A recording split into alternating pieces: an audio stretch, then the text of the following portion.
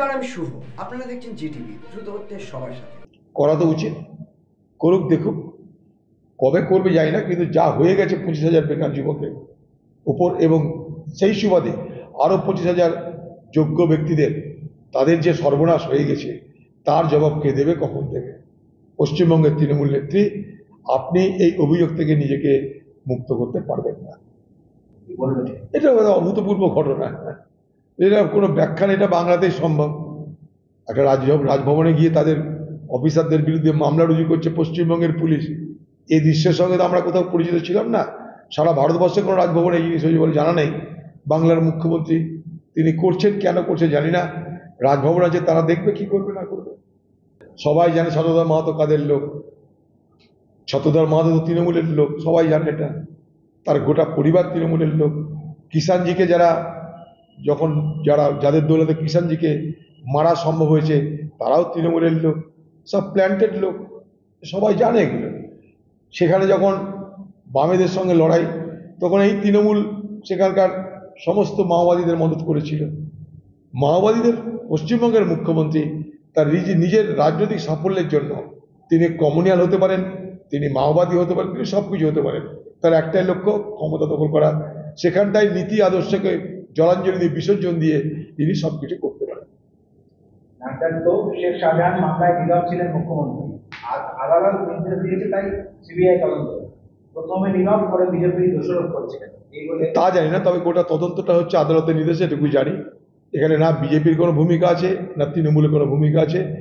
আদালত নিজেই এই সিদ্ধান্ত নিয়েছে যে সন্দেশখালী যে ঘটনার নিষ্ঠুরতা, নির্মমতা, তার পরিপ্রেক্ষিতে সিবিআই তদন্ত হওয়া উচিত। এটা আদালতের নিজের সিদ্ধান্ত, নিজের ফয়সালা।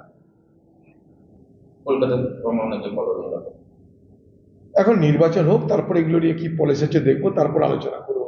নির্বাচনের আগে এগুলো সব মন ভোলাতে, ভোট আদায় করতে নানা রকমের প্রকল্প তৈরি হবে। এইসব প্রকল্পকে আমরা গুরুত্ব দিই না। আরে বেকার, কার কথা কি বলছে? এসব আস্ফালন করনেওয়ালা বহুত বিজেপির নেতা আছে, ওসব আস্ফালন থেকে আমরা এখানটা প্রভাবিত হই না। বাংলার মানুষ যেন বিজেপির এই আস্ফালন থেকে প্রভাবিত না হয়, কারণ এই বিজেপি, এই তৃণমূল একে উভয়ের সঙ্গে যোগসাজশ করে একে অপরের পরিপূরক হয়ে এই বাংলার নির্বাচনকে বিভাজিত করতে চাইছে এবং উভয়ে লাভান্বিত হতে চাইছে। অতএব এইসব কথা দ্বারা কেউ প্রভাবিত হবেন না।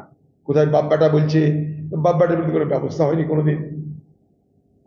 কোথাও খোকাবাবুর কথা বলছে, খোকাবাবুর বিরুদ্ধে জবরদস্ত কোনো প্রার্থী হলো না। খোকাবাবুর বিরুদ্ধে কোনো শক্তিশালী প্রার্থী হলো না কেন বিজেপির পক্ষ থেকে? জানতে চাই আমরা। বিজেপিতে এত নেতা মন্ত্রী শান্তি আছে, তো খোকাবাবুর বিরুদ্ধে নরম প্রার্থী হলো কেন? এটার মধ্যে দিয়ে কি ইঙ্গিত দিচ্ছে? ইঙ্গিত স্পষ্ট, সমঝোতা।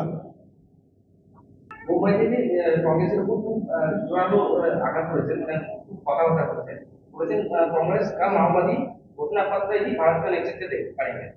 देखिए, महाराष्ट्र में मोदी जी की हालत बहुत बिगड़ते जा रहे हैं। महाराष्ट्र में जो सोच रहे सत्तारूढ़ पार्टी बीजेपी के थे पहले, वो आज उनको ये मालूम हो गए कि महाराष्ट्र उनके हाथ से निकलते जा रहे हैं। महाराष्ट्र में दोबारा बीजेपी पार्टी सत्ता पे नहीं आएगी। तो इसलिए बौखलाए हुए नरेंद्र मोदी जी सारे मतलब उनकी गुस्सा वो बरसते हैं हमारे पार्टी के खिलाफ। बीजेपी के महाराष्ट्र की जो बड़े बड़े नेतागण हैं, वो नेतागण ये कह रहे हैं कि इस बार महाराष्ट्र में बीजेपी के लिए बड़ा मुश्किल हालात पैदा हो रहे हैं। मैं दोबारा यह कहना चाहते हैं कि मोदी जी की नारा थे इस बार 400 पार, हमारा यह नारा है इस बार मोदी की हार।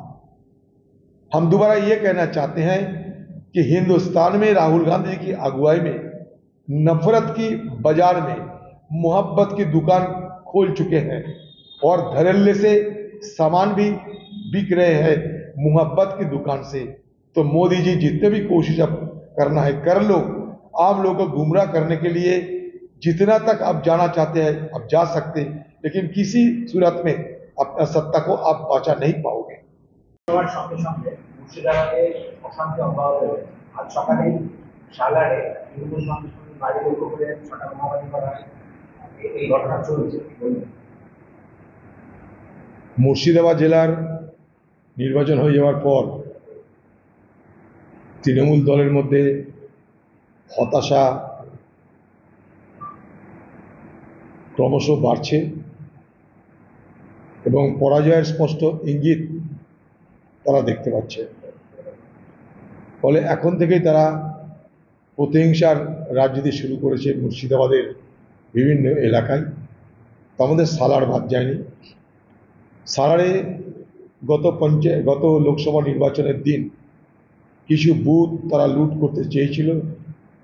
আমরা তাদের সেই বুথ লুট করবার প্রচেষ্টাকে বানচাল করে দিয়েছি, কিন্তু তার মধ্যেও তারা কিছু মিথ্যা ভোট, প্রক্সি ভোট অর্থাৎ বেনামে ভোট তারা দিয়েছে।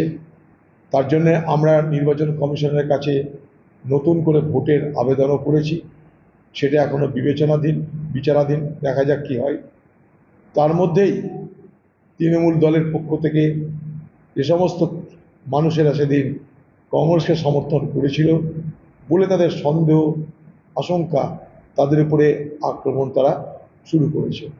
তার মধ্যে আজকেই উজুনিয়াতে সেখানটায় তৃণমূল দলের পক্ষ থেকে হামলা হয়েছে, আমাদের কাছে খবর এসছে। আমরা একটু পরেই প্রশাসনকে বলবো, কারণ এখনও সমস্ত কিছুই নির্বাচন কমিশনের অধীন, তাই নির্বাচন কমিশনকে এই ব্যাপারে তৎপর হতে হবে। একটু পরেই আমরা ফর্মালি অর্থাৎ লিখিতভাবে সব অভিযোগগুলো জানাবো। হ্যাঁ, তৃণমূলের সব হরমাদ্দা বোমা মারছে। বোম ছাড়া পিস্তল ছাড়া আর কিছু হাতিয়ার নেই তাদের। এখানকার আরেকটা সব থেকে বড়, সালার এলাকার আইন শৃঙ্খলা অবনতি ঘটছে ওখানকার সালারের আইসির জন্য। সালারের যে ওসি এত বেশি তৃণমূলের দালালি করেছে যে গোটা সালার এলাকার বাতাবরণটাকে বিষাক্ত করে দিয়েছে। তাই সালারের ওসি যতক্ষণ থাকবে বোমাবাজি বন্ধ হবে না, বরং বাড়বে। জয়নগরের দিকে তৃণমূল ছেড়ে বা অন্যান্য পার্টি ছেড়ে বিজেপিতে, এই যে তৃণমূলের ভাঙন, যেমন উত্তর কলকাতায় কংগ্রেস যোগদান হয়, এটা কিভাবে দেখছে? উত্তর কলকাতায় যারা যোগদান করেছে তারা আমার কাছে গেছিল 16 তারিখে আমার পার্টি অফিসে। তাদেরকে বলেছি আপনারা জয়েন করুন। এটা সারা পশ্চিমবঙ্গ জুড়ে এই দৃশ্য আমরা দেখতে থাকবো, কারণ তৃণমূল দল ভেঙে চুরমার হয়ে যাবে এবং লোকসভা নির্বাচনের যখন জোটের রেজাল্ট ভালো হবে তৃণমূল দল তত বেশি করে এ বাংলায় তাদের ভাঙন অব্যাহত হতে দেখবে। তৃণমূল দল আগামী দিনে উঠে যায় সেই লক্ষ্যেই আমরা রাজনীতি করছি এবং করব। ঠিকই আছে, আমার বিরোধিতা নৈতিক বিরোধিতা। কংগ্রেসকে কেউ খতম করবে, আমি তাকে খাতির করবো, তা তো হতে পারে না। আমার বিরোধিতার মধ্যে কোনো ব্যক্তিগত বিদ্বেষ নেই। আমার বিরোধিতা নৈতিক বিরোধিতা। আমার বিরোধিতা পশ্চিমবঙ্গে আমার পার্টিকে রক্ষা করার জন্য লড়াই। এই লড়াই আমি কোনোভাবেই থামাতে পারি না, কারণ আমি পার্টির একজন ফুড সোলজার। আপনারা এতক্ষণ দেখছিলেন জিটিভি, দ্রুত হচ্ছে সবার সাথে। জিটিভির আরও নতুন নতুন খবরে আপডেট পেতে এক্ষুনি লগ ইন করুন www.gtblivenews.com।